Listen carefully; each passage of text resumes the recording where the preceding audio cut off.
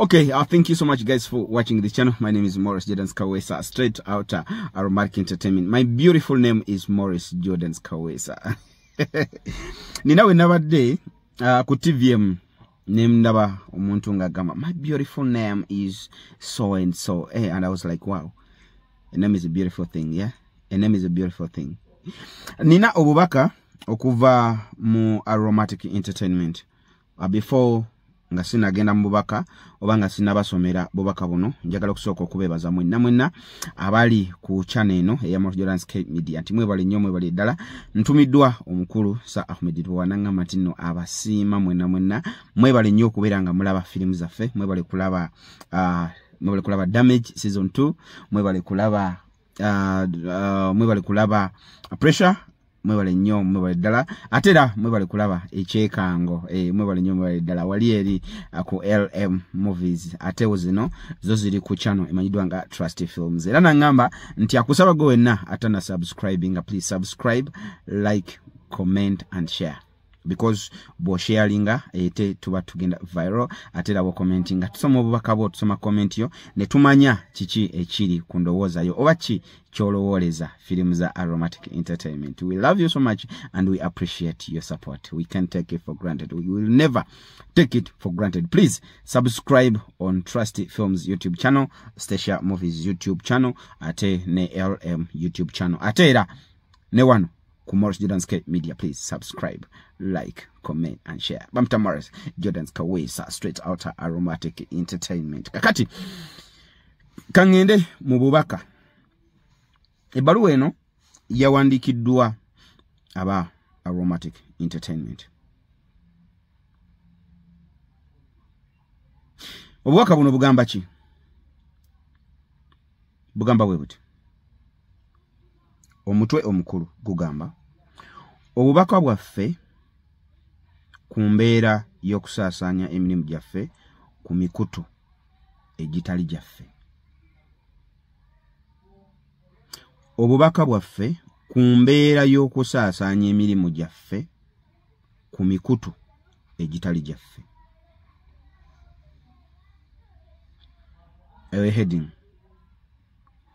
nagamba nti tubalamusizza bannaffe mu buweereza wamu n'abawagizi baffe mwenna, era tubebaza byonna bye mukola okutusobozesa ne tusigala nga tubawa ekirungi era ekinyuvu. Emirimu gyaffe nga bwe tubeera tugikoze tugibateera ku mikutu gyaffe eja YouTube channel era jimanyiddwa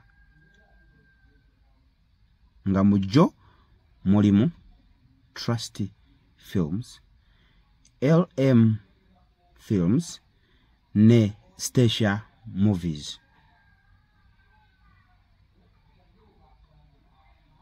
Kankademu kano tubalamusiza bannaffe mu buweereza wamu n'abawagizi baffe mwenna, era tubebaza byonna bye mukola okutusobozesa ne tusigala nga tubawa ekirungi era ekinyuvu. Emirimu gyaffe nga bwe tubeera tugikoze tugibateera ku mikutu gyaffe eja YouTube, era gimanyiddwa nga mujjo mulimu 1 Trusty Films YouTube channel, LM Films YouTube channel and Stacia Movies. Nejo ejiba gibategeezeddwako nga gibategeezeddwako Aromatic Entertainment. Kifuuse kya kusoomooza, kya kunyigiriza wamu n'okumalamu amaanyi ffe okusigala nga tutuukiriza obweyamu n'obuweereza bwaffe okubawa ekyo kye tusuubira nti kye kisinga gye muli. Ate ng'eriyo bassekigwanyizi abongera okukozesa emiwaatwa egiriwo okusaasanya emirimu gyaffe, oba olyawo mu bulungi oba mu bubi, kuba tetumanyi bigendererwa byabwe. nsooke nsome yonna tujja kuddamu. Mu mbeera ennongoofu tukolagana n'emikutu egitali gimu okubatuusaako bye tuba tukoze. Mu gino mulimu bannaffe aba Makula TV, Bukedde TV, Makula TV Kika, BBS Telefayina, wamu n'egyo gye tuba tubategeezezza nti movie ya Aromatic Entertainment bw'eba efulumye, ffe nga aba Aromatic Entertainment kitukakatako okujja ne tubagamba nti movie yaffe bannaye mugende mugirabe eri ku channel bweti ne bweti ne bweti, oba eri ku TV bweti ne bweti ne bweti ne bweti. Kitegeeza ki nti omuntu oyo ba TV ezo oba channels ezo ze tuba tubagambye nti kwe tutadde waaka waffe ziba zili ligo oba ziba zikkiriziddwa okulaga waaka waffe, okulaga waaka wa Aromatic Entertainment. Naye tetulina mukutu mulala gwonna gukkirizibwa kusaasaanya mirimu gyaffe mu bulamba bwagyo, okugeza abakozesa ekibanja kya TikTok wamu ne Facebook.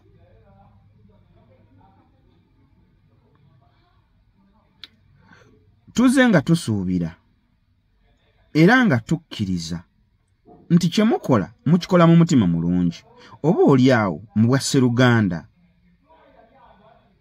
Naye tusanze okusoomoozebwa nti ebibi ebikirimu bikira ebirungi bye kiyina, naddala eriffe abakola obutaweera okubawa emirimu gino. Bannaffe mu kisaawe kino n'abamu ku mmwe abamanyi kiki kitwala okufulumya firimu zino okutuuka ku kulagibwa embeera eno mukitegeera bulungi.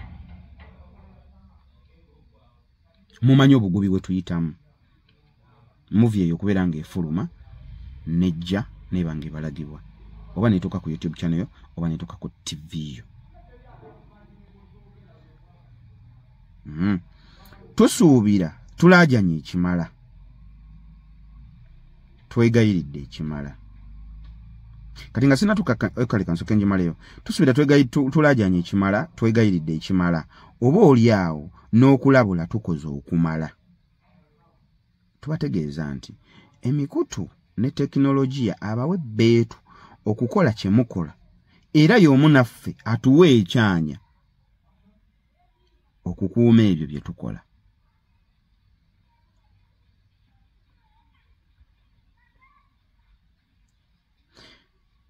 Twandirwawo okutuukiriza n'okumalawo omuze guno olw'obunafu mu tteeka eritwala ebiyiiye oba copyright law. Copyright law ekyagaanyi otuweebwa. Naye tulina essuubi nti luliba olwo tubajjukiza okussa ekitiibwa mu bugumiikiriza bwaffe, ate era mukkirize muwe omulimu gwaffe ekitiibwa nga mukomya okuddamu okuwanika emirimu gyaffe ku mikutu gyammwe. Ekiwandiiko kino kifulumiddwa Aromatic Entertainment. Nyinza okuba nga nduddewo kibasomera, kyafuluma ennaku z'omwezi 15 omwezi ogwokutaano omwaka 2025.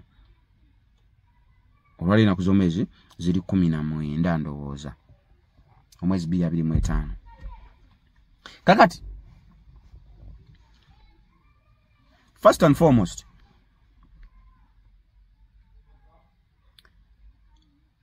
ndowooza muzze mulaba ku channel zaffe zonna ezisinga, eya Trust Films, eya LM YouTube channel, ku channel yaffe ya Station Movies, ne social media handles zaffe ng'abazanyi ba Aromatic Entertainment.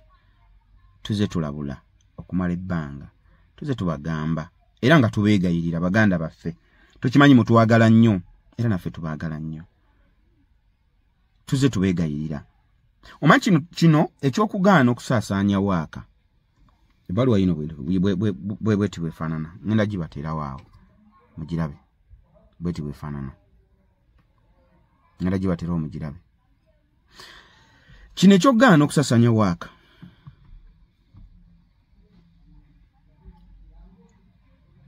Aromatic Entertainment yegezaako kutegeeza nti si kibi era tekikola mu mutima mubi oba oli awo osobola okutemamu ka clip oba kale bitwali tulowooza nti omuntu atemamu ka clip n'akateeka ku channel ye eya TikTok oba eya Facebook n'akateekayo ng'alanga oba firimu yaffe oba oli awo efuluma oba firimu ya Aromatic Entertainment efuluma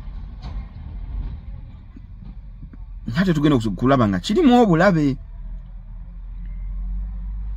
kubanga kino kirimu okubbibwa baganda bange bangi mubbiddwa abamu mutuukiridde nze abatasobodde kutuukirira nze mutuukiridde kuba ku bantu be mumanyi abali mu Aromatic Entertainment mubatuukiridde nga mubagamba kati kale kanjogere nze abaŋŋamba Morris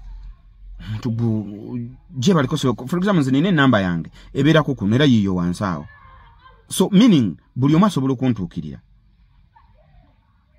Morris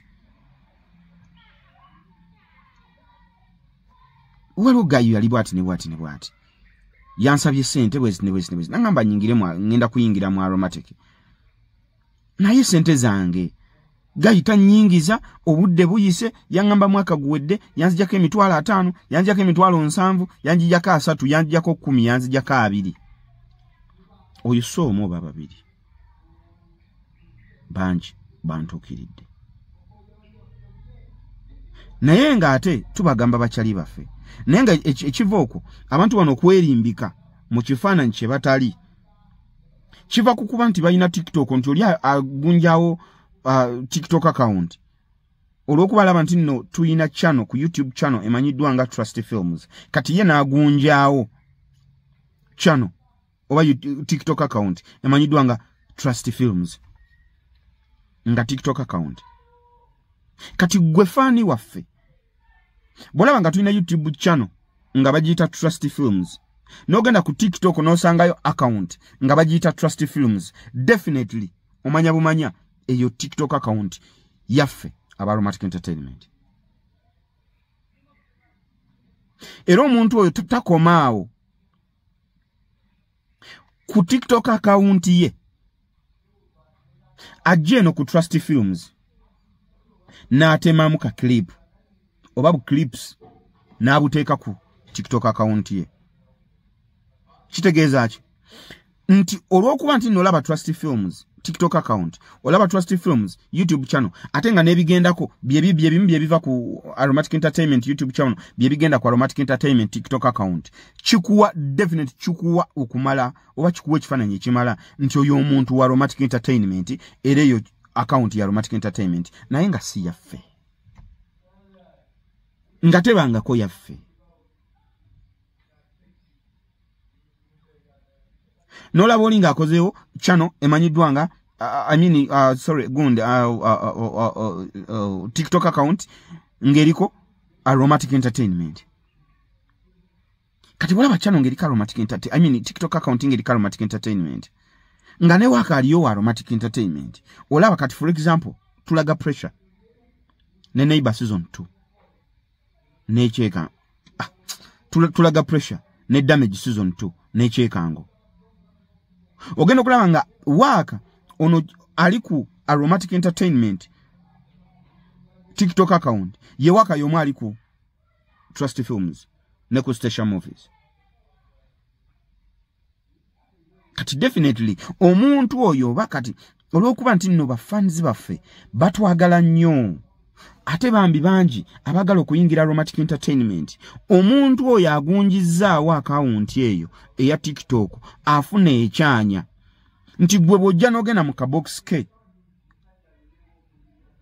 kubanga ku TikTok kuliko nti ono TikTok account naye osobola omusendingira message musobola okwogera mu inbox definitely omuntu agenda butereevu mu inbox ye ku TikTok account ngoma hello how are you, I'm good, how are you. Omuntu yamanya ayogera n'abantu ba aromatic. Kumbe omuntu gwayogera naye tali mu aromatic wadde. So ebigendererwa byabwe abantu abo si kutwagala nnyo. Ebigendererwa by'abantu abo kubba. Ngera bibabbi abangi. Ngamugamba munna njagala kuyingira nange mu aromatic nti oyina sente meka. Nti afa mfe mu aromatic twagala emitwalo bwegiti. Katugeza 3, 2, 10. Namugamba tusisinkane. Nga basisinkana. Nga muwa sente nti nja ngenda kuyingiza. Kati mukazi wattu wa musajja wattu yo obwongo bumugamba nti sente ezo bwazisasudde ono gwalabye azitutte mu aromatic entertainment. Naye nga tetumumanyi. Tetumulabanga nako.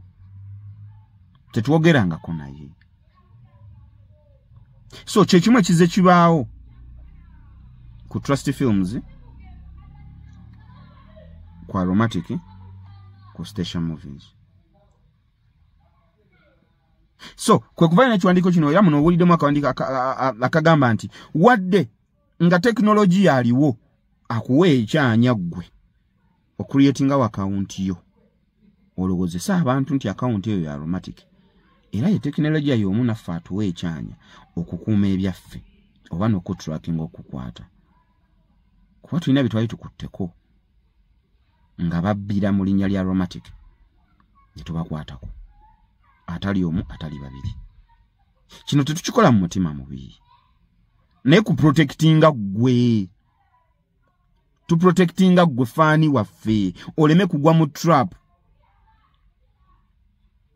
Tu protectinga gwe. Oleme kugwa mu trap mu katego. Baleme kutwala sente zo. Kubanga kati gwe osigala eri. Kuba oluusi abantu bano be bayita ba frauders oba ba conmen. Olumbo bwamala yokufuna sente zafunye ngesimu agijjako. Kati simu gwagijjako gwosigala okolimira aromatic. Nenga aromatic tekwatanga ku sente zo. Bino tuze tubibagamba. Ekirungi tubagamba bannange. Ekirungi tubagamba. Nti aromatic entertainment ekola recruitment. Ebadde ekola recruitment buli January buli mwaka. Mu January buli mwaka.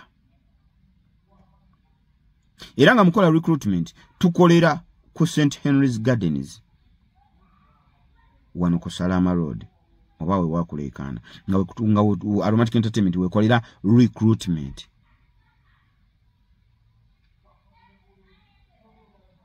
Naye era still nga gusobola okusanga omuntu ku kkubo n'omuwa sente zo nti akugenda kuyingiza aromatic entertainment. Nedda. Tuba tetwagala mubbibwe. Tuba tuprotectinga gwe. Ono omulago twakwatako wano twamukwatako wano ku garden kale sijja jogera. Twamukwatako ngali mu garden. Naye nga kuŋŋanyiza abantu bangi. Abantu 50 nga 50. Nenga abakuŋŋanyiza ali mu bagamba ekintu kimu nti abatwala aromatic entertainment nenga tetumumanyi. Omuntu oyo nga tetumumanyi. Tulina bitukwata kakira awalala nga akuŋŋanyiza abantu nga 15 nga amaze no bajjako sente zaabwe. Yabajjako mitwalo ba 2 abantu nga 15 nenga lwaki. So obubaka buno bulabula abo ababadde bakola oba abadde beerimbika oba bakyerimbika mu linnya lya aromatic entertainment. Kyetukola tugezaako kulwanirira ggwe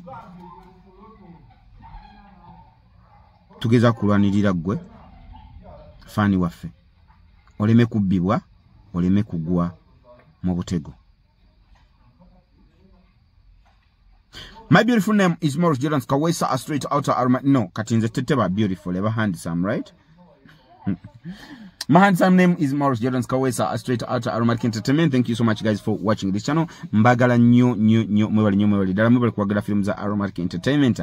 Ate njaga utwala mukisa guno okutumirako bachali bange mwenna kusokera dala omulangira Mawanda oli Bungereza oli mu kibuga London yenkutumirako nnyo muganda wange wali nnyo balide emirimu gy'okwasaganya n'okubeera nga ate obeereeyo naye nga ojjukira obwakabaka bwa Buganda nkulamusizaako muganda wange webali nnyo webali ddala ntumirako omukulu mukama wange Sir Ahmed Rowa nti webali nnyo okubeera nga ate oweereza eggwanga obutaweera okubeera nga movie owereze eno nozaakeri mukama waffe tusiimira ddala era ne ntumira n'abazannyi ba Aromatic Entertainment mwenna nti mwebale kubeera nga mwewaayo ne muwa abantu kye baba babasuubiramu mwebali nnyo mwebali ddala tuwagiddwa banaffe aba Morris Jordan Kawesa tuwagidwa banafe aba Morris Jordan's K Media ngate YouTube channel please subscribe, like, comment and share. Ate tuwagidwa banafe aba Morris Shoes ngaba kugamatino baina engato okuva ku ngato y'omuntu omukulu paka ku ngato y'omwana omuto. Ate tuwagidwa banafe aba Matendo Restaurant ngaba kugamba nti nobbo baina akamere akalungi gwe nango oyagala ekyencha ekirungi oyagala ekyemisana ekirungi oyagala kuletera waka munnaite wetawanya kuva waka just kuba kubisimu akamere tukaleta woli tuleta ekyencha tuleta ekyemisana tuleta ekyeggulo. Tuwagidwa banafe aba Mami Fish ngabagamba nti baina ekyennyanja gwe nebanga nno oli waka tusobola okudelivalingira ekyennyanja kyo bobo oli bweru ngoyagala mama mu kyalo tumutwalire ekyennyanja nolukyo muganda wange kuba kubika simu tuberenga ate tukuletera ekyennyanja awo wennyini woli oboli awo togenda okwejisa. Thank you so much. Morris Jordan's K Media, Morris Jordan's Kawesa yenze aliwo abaddewo okukuweereza olunaku olwaleero ate musule bulungi mweraba.